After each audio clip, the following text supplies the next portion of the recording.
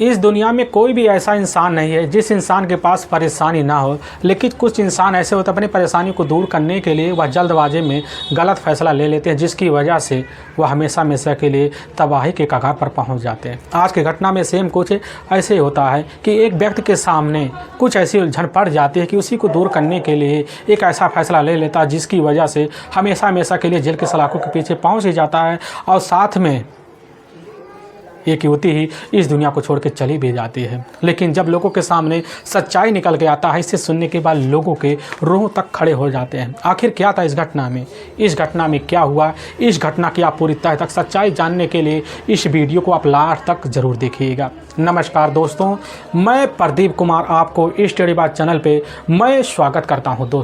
दोस्तों आज की यह जो सच्ची घटना है, यह घटना सुनाने से पहले मैं आपसे छोटा सा रिक्वेस्ट करता हूं, क्योंकि आप अगर इस चैनल पर नए आए हुए हैं, पहली बार आए हुए हैं, तो एक बार जाकर आप अपने इन्हीं प्यारे हाथों से आप इस चैनल को सब्सक्राइब ज़रूर कर लीजिएगा, ताकि आपकी वजह से इम्पोर्टेंट होने के नाते यह जो वीडियो है यह काफ़ी लोगों तक पहुँचाया जा सके, और इसके लिए हम आपके तहे दिल से शुक्रगुजार रहेंगे।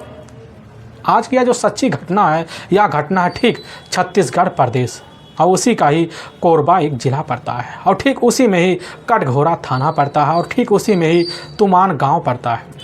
उसी गांव के रहने वाले होते हैं दिगपाल सिंह अब बैसड़ो। उनकी अपनी पत्नी भी होती है कविता। दिगपाल के टोटल अपने 2 बच्चे भी होते हैं, जिसमें एक बेटा और एक बेटी होती है। जो बड़ी बेटी होती है किसड़ा बैसड़वी, और जो एक बेटा होता है ठीक राजेश।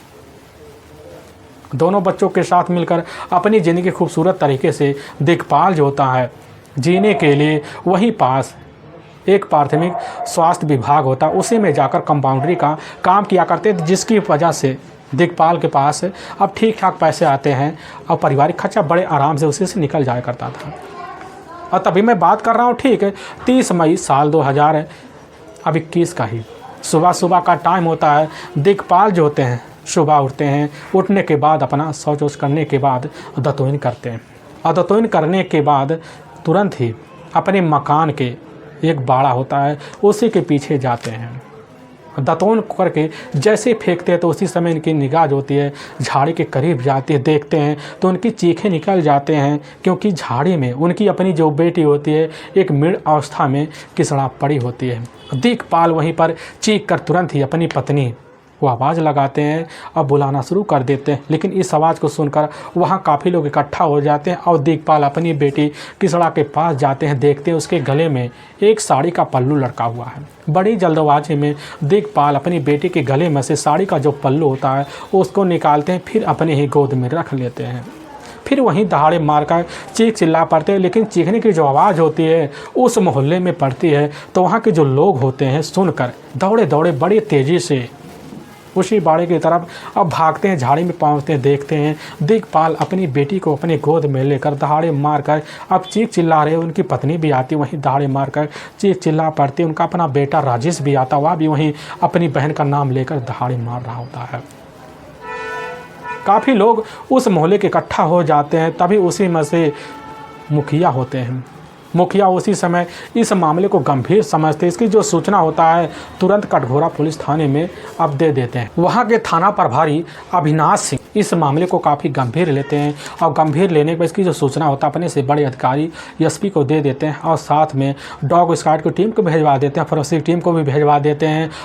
और तुरंत अविनाश सिंह अपने साथ 2 सिपाही लेते हैं, और लेने के बाद तुमान गाँव की तरफ अब बढ़ जाते हैं। लेकिन देखते साइड में एक घर है, उसी के सामने जमावड़ा लगा हुआ होता है काफ़ी लोगों का। अविनाश सिंह उस जमावड़े को देखते समझ जाते हैं कि खून तो यहीं से किया गया होता। अविनाश सिंह करीब जाते हैं, पास पहुंचते हैं, देखते एक झाड़ी है, उसी झाड़ी में एक युवती पूरी तरह से मृत अवस्था में पड़ी हुई है। सामने काफ़ी लोग दहाड़े मारकर चीख चिल्ला पड़ते हैं। अविनाश सिंह वहीं पास पहुंचते हैं, युवती के करीब जाते हैं, देखते हैं वह युवती की तो मौत हो चुकी है, जिसकी उम्र लगभग यही 23 साल के आसपास होता है। वहीं पर खड़े कुछ लोग होते हैं पुलिस के सामने तौर तरीके से अपनी बातें भी रखते हैं। थाना प्रभारी अविनाश सिंह अब वहीं जाकर दिगपाल से जब पूछने लग जाते हैं तो दिगपाल रोती अवस्था में कहने लग जाता है कि साहब हम तो शाम के टाइम ड्यूटी करके अपने घर आए, अपने परिवार के साथ तौर तरीके से बैठकर खाना भी खाएं, लेकिन रात के वक्त पूरी तौर तरीके से बीतता है। सुबह के टाइम ड्यूटी जाने की तैयारी करते हैं। तातून करते हुए साहब इसी बाड़े की तरफ पहुंचते हैं, देखते हैं कि उसी झाड़ी में हमारी बेटी मृत अवस्था में पड़ी हुई है। थाना प्रभारी अविनाश सिंह दिग्पाल की जो बात होती है बड़े ध्यान से सुनते हैं और सुनने के कुछ ही मिनट बाद वहाँ पर फोरेंसिक टीम भी पहुँच जाती है। थोड़ी देर बाद डॉग स्क्वाड की टीम भी पहुँच जाती है। वहीं पर खोदी डॉग स्क्वाड की टीम भी पहुँच जाती है। लेकिन उसी डॉग स्क्वाड में टीम में एक खोजी कुतिया होती है। अब खोजी कुतिया जो होती है तुरंत ही इधर किसड़ा के पास जाती है और डेड बॉडी को सूंघना शुरू कर देती है। पहले तो उसके 4 चक्कर मारती है और मारने के बाद तुरंत जाकर उसी वक्त दिग्पाल सिंह बैसड़ों के पास खड़ी हो जाती। फिर उनको भी वहीं सूंघना शुरू कर देती। लेकिन वहीं पास खड़ा हुआ दिग्पाल का अपना बेटा राजेश भी होता है। खोजी कुतिया उसी के पास पहुंच जाती है। राजेश को भी सूंघना पड़ती है। पुलिस की टीम समझ जाती है कि बस करो, अपराधी तो हमारे सामने खड़े हुए हैं। थाना प्रभारी अविनाश सिंह अब दिग्पाल के पास जाते हैं, कहने लग जाते कि बता दो तुमने अपनी बेटी की हत्या किस मकसद से की, आखिर क्या कारण था। दिग्पाल जो था अविनाश सर के सामने खड़े होकर रोना शुरू कर देता है कि साहब हम अपनी बच्ची किसड़ा को बड़े प्यार और तजब्बी देते थे, आखिर उसके साथ हम ऐसा क्यों करेंगे। हमारा किसी के साथ कोई दुश्मनी भी नहीं है। यह बात थाना प्रभारी अब अविनाश जब सुनते हैं कहने लग जाते हैं कि आखिर हमें पूरी तरह से यकीन हो गया है कि अपनी बेटी को तुम लोगों ने मिलकर ही ठिकाने लगाया है, हमें पूरी तरह से बतला दो। लेकिन इधर दिग्पाल जो होता अपनी बात पे अड़ जाता है। लेकिन वहीं अविनाश सिंह जो होते हैं राजेश के पास जाते हैं, वहीं पूछने लग जाते हैं। लेकिन राजेश भी जो होता है उस हिस्से में कहने लग जाता है कि साहब अपनी बहन को अपने रास्ते से हटाने में हमारा कोई हाथ ही नहीं है, आखिर अपनी बहन के साथ हम ऐसा क्यों करेंगे। लेकिन पुलिस के सामने काफ़ी सबूत भी थे, जिसकी वजह से पुलिस टीम अब वहीं दोनों के ऊपर दबाव मारती है। लेकिन इधर दिग्पाल और राजेश दोनों एक ही बात पिट्टी के रहते हैं। पुलिस को यकीन नहीं हो पाता। लेकिन पुलिस की टीम जब काफ़ी ध्यान से देखती है तो देखने लग जाती है कि आखिर दिग्पाल का जो कपड़ा होता है वह खून से लथपथ भी होता है। पुलिस की टीम समझ जाती है कि हो सकता है कपड़े पे खून लगे होने की वजह से जो खोजी कुतिया हो, वह खोजी कुतिया इधर दिग्पाल को ही अपराधी मान ली हो। तो पुलिस के सामने ये उलझन जब समझ जाती कि हो सकता है खोजी कुतिया से कोई गलती हो गई हो। लेकिन पुलिस की टीम वही बॉडी का पंचनामा भरती है और उठाकर अपने ही जो नज़दीकी जो सरकारी अस्पताल होता है उसी में अब पोस्टमार्टम के लिए किसड़ा के बॉडी को भेजवा दिया जाता है। जब पुलिस की जो टीम होती है अब किसड़ा के केस को सुलझाने में लग जाती है। तभी जो थाना प्रभारी होते हैं अविनाश सिंह तुरंत अब जाते हैं, गांव में पहुंचते हैं, वहाँ काफ़ी लोगों से पूछताछ करते हैं।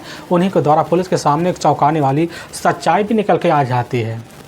पता चलता है कि अपने ही गांव से लगभग कुछ दूर पर एक गांव पड़ता है पटुआ गांव। उसी गांव का रहने वाला संजय चौहान होता है, जिसकी उम्र लगभग वही 24 साल के आसपास होता है। संजय चौहान का किसड़ा से काफ़ी सालों से प्रेम संबंध भी चल रहे होते हैं। लेकिन किसड़ा जो होती है संजय चौहान के लिए इतनी अपनी दिलो जान रख चुकी होती है कि उसको अपनी ज़िंदगी जीने के लिए उसको अपने मेहनत से एक मोबाइल और साथ में एक बाइक भी गिफ्ट कर चुकी होती है। पुलिस को टीम को भी समझ में आ जाता है कि ज़रूर अब संजय ही इस केस को ही सुलझा सकता है। पुलिस की जो टीम होती है संजय को जाती है, अपने कटरे में लेती है। लेकिन संजय से जब पूछा जाता, संजय जो होता अपनी जेब से एक मोबाइल निकालता, वही वहाँ के जो थाना प्रभारी होते हैं अविनाश के सामने रख देता है और एक मैसेज खोलकर दिखाना शुरू कर देता है। तो थाना पर भी अविनाश सिंह उस मैसेज को पढ़ते हैं। वह मैसेज व्हाट्सएप में होता है, एक चैट होता है। तो देखते हैं तुरंत ही चौंक से जाते हैं, क्योंकि उसमें साफ साफ लिखा होता है, वह जो मैसेज होता है करने वाली खुद किसड़ा होती है। जो मैसेज होता है उसमें यही लिखा होता है कि आखिर संजय आज हमारी जो जान है वह नहीं बचेगी, हमारा जान खुद हमारे पिता लेने के लिए पूरी तरह से आज तैयार बैठे हैं, सुबह तुम हमें नहीं पाओगे। थाना प्रभारी अविनाश सिंह जब मैसेज को पढ़ते उनको पूरी तरह से यकीन हो जाता है कि ज़रूर अपनी बेटी का जो हत्यारा है इधर खुद जाकर दिग्पाल सिंह और उसका अपना बेटा राजेश ही है। अब पुलिस की टीम वही मैसेज लेती है और दोबारा दिग्पाल के पास जाती, कहने लग जाती है कि आखिर जब तुमने अपनी बेटी की हत्या की है तो स्वीकार क्यों नहीं कर लेते, आखिर हमें इतनी कड़ाई के लिए क्यों मजबूर कर रहे हो। दिग्पाल वहीं पर कहने लग जाता कि साहब अपनी बच्ची की हत्या हम क्यों करेंगे। अविनाश सिंह वही मोबाइल निकालते हैं, निकालने के बाद कहने लग जाते एक बार तुम यह मैसेज पढ़ो। दिग्पाल उस मैसेज को पढ़ते हैं, सही में उनके खिलाफ़ कुछ लिखा होता है और पढ़कर कहने लग जाते हैं कि साहब हमने अपनी बेटी के साथ ऐसा कुछ नहीं किया, जो मैसेज है पूरी तरह से झूठा मैसेज है। पुलिस की टीम कहने लग जाती है कि आखिर संजय ने हमारे सामने कुछ बात रखी है कि कुछ महीने ही बचे हैं जो संजय और साथ में तुम्हारी बेटी की सड़ा दोनों मिलकर ही आज समाज मंदिर में शादी करने के लिए तैयारी कर चुके होते हैं, लेकिन आप जो होता अपनी बच्ची के शादी के खिलाफ होते हैं, जिसकी वजह से दोनों की शादी तोड़वाने में लगे होते हैं और दोनों की शादी तोड़वा कर अपनी बच्ची को जो शादी होता है जाकर तौर तरीकाने से करने वाले होते हैं। लेकिन आपकी जो बच्ची होती है आपके खिलाफ थी, इसीलिए आपने अपनी बच्ची को अपने रास्ते से हटा दिया। यह बात दिक्पाल जब सुनने के बाद उसकी आंखों में आंसू आ जाता, कहने लग जाता है कि साहब इस तरह की हरकत अपनी बच्ची के साथ हम नहीं कर सकते, हमारी बातों पर आप यकीन कीजिए। थाना प्रभारी कहने लग जाते हैं और क्या सबूत चाहिए आपको? सबूत तो आपके ही सामने पड़ा है, अब इसके अलावा कुछ बचा ही नहीं है। उसी समय पुलिस की जो टीम होती है दिक्पाल सिंह और साथ में उनके बेटे राजेश को अपने साथ लेती है और लेने के बाद थाने पहुँच जाती है। वहाँ दोनों से बारी बारी पूछा जाता, लेकिन दोनों जो होते हैं एक बात का रट्टा लगाकर बैठ जाते हैं कि साहब अपनी बहन और साहब अपनी बेटी के साथ हम ऐसा नहीं कर सकते हैं। थाना प्रभारी अब इधर अविनाश सिंह काफ़ी उलझन में फंस जाते हैं कि आखिर सबूत हमारे पास है तो अपना जुर्म कबूल क्यों नहीं कर रहे हैं दोनों लोग। तभी उसी वक्त एक सिपाही आता अपने साथ एक व्यक्ति को लेकर पहुंचता है। ये होते हैं जिसकी उम्र लगभग 24 साल के आसपास था। वह सिपाही जो होते हैं थाना प्रभारी के सामने कहने लग जाते हैं कि साहब इस लड़के का नाम देवेंद्र देवगन है और साहब यह किसड़ा का ही अपना ही प्रेमी है। यह बात जब वहीं पर इधर खड़े हुए थाना प्रभारी सुनते कहने लग जाते हैं कि बता दो तुमने जो होती है अपनी प्रेमिका की हत्या किस मकसद से और कारण से की। जब यह बात सुनता है तो सुनने के बाद देवेंद्र वहीं जो होता है पुलिस का पैर पकड़ लेते कहने लग जाता है कि साहब हमने जो होता है अपने दिल से कभी भी किसड़ा को प्रेम का नहीं माना। साहब हमारी जो मुलाकात हुई है ठीक 2 महीने पहले एक लूडो के तहत हुई है। मोबाइल में दोनों गेम खेला करते थे और चैट पे कभी कभी बात कर लिया करते थे। लेकिन साहब हमारे पास किसड़ा के द्वारा भेजा हुआ एक मैसेज पड़ा हुआ है और पुलिस की जो टीम होती है उस मैसेज को देखने के लिए मोबाइल देवेंद्र से मांगती है और थाना प्रभारी मोबाइल को लेते हैं तो देखते हैं कि सही में जो मैसेज होता है वह मैसेज वही सेम होता है जो संजय के मोबाइल में इधर किसड़ा के मोबाइल से भेजा गया होता है। थाना प्रभारी को समझ में आ जाता है कि बस करो, किसड़ा के जो अपने पिता होते हैं दिक्पाल सिंह, उनका जो अपना बेटा होता है राजेश, पुलिस के सामने पूरी तरह से अपनी बेटी की हत्या के बारे में झूठ बोल रहे हैं। पुलिस की टीम वहीं से दोबारा जाती है और जाने के बाद दिक्पाल सिंह और उनके बेटे राजेश को कस्टडी में लेते दोबारा थाने लेकर पहुंचती है और वहीं देवेंद्र भी खड़ा होता है। देवेंद्र के सामने दिक्पाल और राजेश से पूछने लग जाते हैं कि आखिर तुम लोग सच्चाई क्यों नहीं कबूल लेते, आखिर किस लिए अपनी बेटी की हत्या राज छुपाना चाहते हो। हमें पता है अगर किसी भी पिता को अपनी बेटे की इस करतूत के बारे में पता चलता है तो वह गलत फैसला लेने के लिए मजबूर भी हो जाता है। हमें पता है कि आपकी मजबूरी भी हो सकती है, अगर आप बता देंगे अपना जुर्म कबूल कर लेंगे तो आपको जो सज़ा है, आपके बेटे का जो सज़ा है दोनों का हम कम करवा देंगे। हमारी बात पर आप यकीन क्यों नहीं रखते। दिक्पाल वहीं दोबारा थाना प्रभारी का पैर पकड़ते कहने लग जाते हैं कि साहब अपनी बेटे के साथ हमने कतई इस तरह के कदम नहीं उठाए हैं। अपनी बच्ची को हम बहुत लाड़ प्यार देते थे, बहुत मान सम्मान देते थे, भविष्य बनाने के लिए काफ़ी जी तोड़ मेहनत भी करते थे कि अपनी बेटी का भविष्य बना लें। लेकिन साहब हमारी बेटी के साथ ऐसा कुछ हो सकता है हमें नहीं यकीन था। सिंह जब देखते हैं दिक्पाल की ठाठ को देखकर समझ जाते हैं कि जरूर दिक्पाल के अंदर सच्चाई छुपी बैठी है। आखिर तब इनकी बेटी का हत्यारा कौन हो सकता है, आखिर इनके लेन देन में क्या मकसद हो सकता है। इसीलिए पुलिस की जो टीम होती है उसी वक्त पुराने फाइलों में दोबारा नज़र दोहराती है।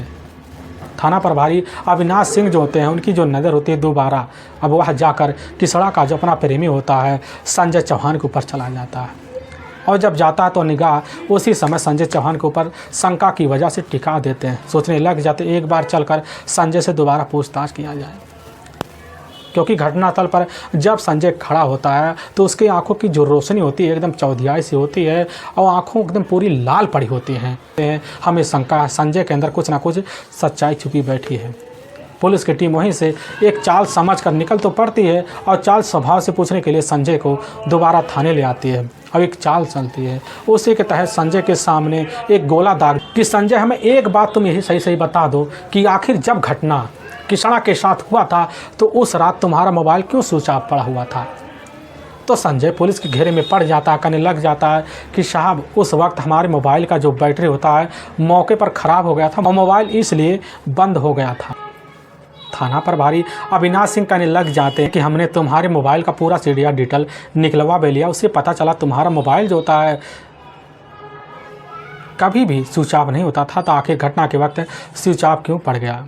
यह बात संजय सुनता, सुनने के बाद चौंक से जाता, कहने लग जाता कि साहब हमारे ही पड़ोस में काफ़ी तेज तर्रार झगड़े हो रहे थे और झगड़े की वजह से हम डर गए होते हैं, इसी वजह से हमारा मोबाइल अब बंद गया होता है।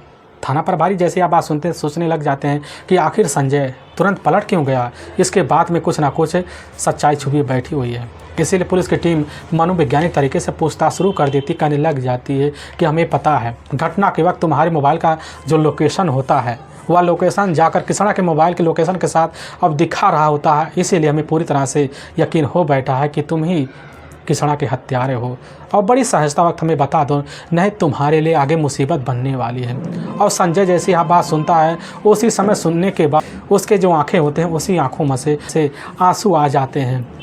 कहने लग जाता है क्या करे साहब, हम एकदम मजबूर हो गए थे किसना का हत्या करने के लिए, लेकिन पुलिस के सामने जो सच्चाई संजय चौहान रखता है, इसे सुनने के बाद थाना प्रभारी अविनाश सिंह वहीं चौक से जाते हैं। अविनाश सिंह के सामने इधर संजय चौहान कहने लग जाता है कि साहब हम जो होता है किसना के साथ लगभग 8 सालों से प्रेम संबंध में बने हुए थे, लेकिन दोनों मिलकर शादी का फैसला भी ले लेते हैं। लेकिन साहब कुछ महीने बाद ही हम दोनों मिलकर इसी आर्य समाज जो मंदिर है इसी में जाकर शादी करने के लिए तैयारी भी कर रहे होते हैं। लेकिन साहब इसी वक्त कुछ ही महीने पहले एक दिन जैसे रात के वक्त किसना के घर पहुंचते हैं तो पीछे से दरवाजे तूफान के अंदर जाते हैं, देखते हैं किसना किसी से मोबाइल पर वीडियो कॉलिंग पे लगी पड़ी होती है। लेकिन जब फ़ोटो को देखते हैं वीडियो कॉलिंग में तो देखकर दंग से रह जाते हैं, क्योंकि वह युवक होता है जिस पे न्यूड फिल्में चल रही होती है। वह युवक कोई और नहीं होता है, साहब देवेंद्र ही होता है, जो ठीक कटघोरा का ही रहने वाला होता है। लेकिन साहब रायपुर में ही रह कर एक मैकेनिकल इंजीनियर की पढ़ाई कर रहा होता है। लेकिन जैसे ही कमरे में संजय घुसता है तो बात करते हुए देखता है एकदम थर्रास आ जाता है और वहीं किसना से कहने लग जाता है, किसना हमने तुम्हारे लिए अपने पूरे शौक और जितने भी मकसद हो सबको त्याग दिए तुम्हारे लिए, लेकिन कैसा गुल खिला रही हो। लेकिन किसना जैसे आप बात सुनते कहने लग जाती हैं, ऐसा हमारे और इस देवेंद्र के बीच कुछ नहीं चल रहा, बस तुम्हारी सोच अपनी सोच के बदलो।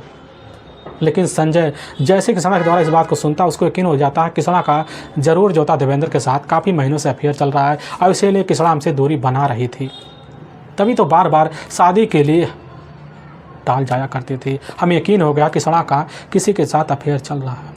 और वहीं किसना से कहने लग जाता कि आखिर देवेंद्र का तुम रास्ता अब छोड़ दो, उससे बात करना बंद कर दो। लेकिन जैसे किसना संजय की बात सुनती कहने लग जाती है कि देखो संजय, हम तुम्हारी कोई अमानत नहीं है कि जो तुम्हारी हर बात को अपने दिल पर ले, और इसीलिए तो हमारा रास्ता छोड़ दो। और आज से तुम्हारा और हमारा जो रिश्ता है हमेशा हमेशा के लिए ख़त्म हो गया। और वहीं किसना और साथ में संजय के बीच थोड़ी बहुत झगड़े तकरार होते, लेकिन संजय वहाँ से निकल जाता। निकल जाने के बाद पूरी रात किसना के बारे में सोच कर परेशान हो जाता कि जिसके लिए हमने दुनिया छोड़ी, शौक़ छोड़े, वही हमारे पीछे ऐसा गुल खिला रही। उसी वक्त ठान लेता किसना क्यों ना चलकर हमेशा हमेशा के लिए अपने ही प्रेम का किसना को रास्ते से ठिकाने लगा दिया जाए। और ठिकाने ऐसे लगाएंगे ताकि इल्ज़ाम हमारे ऊपर ना आए, सीधा के सीधा उसके परिवार के ऊपर चला जाए। क्योंकि उसको पता होता है कि उसके जो अपने पिता होते हैं इधर खुद हमारी शादी के खिलाफ़ हैं, और पूरा का पूरा जो आरोप होता है किसना को कुछ होने के बाद किसना के जो पिता होते हैं दिग्पाल सिंह वैष्णव और साथ उसके भाई के ऊपर चला जाएगा। और जब समझ जाए कि बड़ा अच्छा रास्ता दिख रहा है तो उसी समय फैसला अपना लेता है, और लेने के बाद सही समय का इंतज़ार भी करता है। और तभी ठीक 29 मई साल 2021 का ही जैसे रात का अब 11 बजे के आसपास टाइम होता है, तो उसी वक्त इधर संजय चौहान जो होता अपनी बाइक लेता और लेने के बाद अब निकल जाता है, तुमान गांव पहुंचता है। अब गांव के बाहर एक झाल होता, उसी झाल में लेनी बाइक संजय चौहान छुपा देता और वहां से बिन चप्पल ही किसना के घर की तरफ बढ़ जाता। लेकिन जब करीब जाता देखता है कि घर के बाहर एक बल्ब जल रही है, और बल्ब के करीब जाता है। जाने के बाद संजय बल्ब को निकाल लेता और ले जाकर बल्ब को छुपा देता। देखता तो अंधेरा हो गया है। वहीं पास रखा हुआ एक गिट्टा होता उसी को उठाता है, बड़ी ज़ोर से मारता, टीन पे जाकर लगता है, जिसकी वजह से किसना अंदर होती समझ जाती है कि आज भी हमें संजय वहीं बुला रहा जहाँ रोज़ मिला करता था। यह बात समझकर किसना वहाँ से निकल कुछ मिनट का सफ़र तय कर एक कमरा होता है, उसी कमरे में पहुंच जाती है, लेकिन पहले से देखती है कि वहाँ तो संजय आया हुआ पड़ा हुआ है। और संजय को देख कर किसाना बड़ी खुश हो जाती है, लेकिन संजय के मन में एक मरोड़ होता है। उसी मरोड़ को जाहिर करने के लिए और उसी वक्त किसाना से कहने लग जाता है कि हम दोनों की शादी होने वाली है, और शादी जो होता है एक तौर तरीके से करेंगे, लेकिन कल का अगर कुछ हमें हो जाता है तो उसके ज़िम्मेदार कौन होगा। किसाना भी कहती हाँ, उसके ज़िम्मेदार कौन होगा। तो उसी वक्त एक षड्यंत्र के तहत संजय जो होता है किसाना के सामने एक बड़े ही चाल भरे स्वभाव में एक बात रखता, कहने लग जाता है कि किसाना एक बार अपना मोबाइल निकालो और उसी मोबाइल में तुम एक बात लिखो। और किसाना उसकी बात मान लेती है और लिखने लग जाती है। उसके बातों के हिसाब से वह बोलने चला जाता है कि लिखो कि हमारे पिता की वजह से हमारे जान का खतरा आज ही रात है, हो सकता कल का सूरज हम ना देख पाएँ, और उसके जिम्मेदार हमारे अपने पिता ही हैं। संजय की बात में आकर किसाना जो होती है बातों में आकर वह मैसेज लिख देती है, और मैसेज लिखते ही उधर संजय कह देता है यह मैसेज तुरंत हमारे पास शेयर कर दो और साथ में देवेंद्र के पास शेयर कर दो। और किसाना बात मान लेती है, दोनों के पास मैसेज को सेंड कर देते हैं, लेकिन अपने मोबाइल में से उस मैसेज को किसाना डिलीट कर देती है। लेकिन अपने प्यारे प्यारे बातों में संजय किसाना को ले लेता। फिर वहीं पास एक साड़ी होता, उसी साड़ी को लेकर किसाना के गले में लगा देता, उसी साड़ी को बड़ी ज़ोर से खींचता, जिसकी वजह से थोड़ी देर बाद किसाना इस दुनिया को छोड़ के अब चली जाती हैं। और तुरंत का तुरंत वहीं से संजय चौहान जो होता है घर के पीछे एक झाड़ी होता, उसी में किसाना के बॉडी को डंप कर देता है और संजय चौहान वहाँ से फरार हो जाता है। लेकिन वाकई में दोस्तों पुलिस के सामने जब यह सच्चाई खुद संजय चौहान के द्वारा आता है, इसे सुनने के बाद लोगों का कलेजा भी थर्रास आ जाता है। पुलिस की जो टीम होती है संजय को ले जाती है, वहाँ के न्यायालय में पेश कर देते हैं और न्यायालय में संजय के ऊपर काफ़ी गंभीर धर्म मुकदमा दर्ज करके ले जाकर हमेशा हमेशा के लिए जेल की सलाखों के पीछे डाल देती है। दोस्तों हमें इस घटना का सुनाने का जो उद्देश्य है किसी को दिल को ठेस पहुँचाना नहीं, बल्कि आपको यह बताना कि आप जहाँ भी रहें आप सावधान और सतर्क जरूर रहे। दोस्तों फिर मिलेंगे एक नई वीडियो के साथ, तब तक के लिए जय हिंद और जय भारत।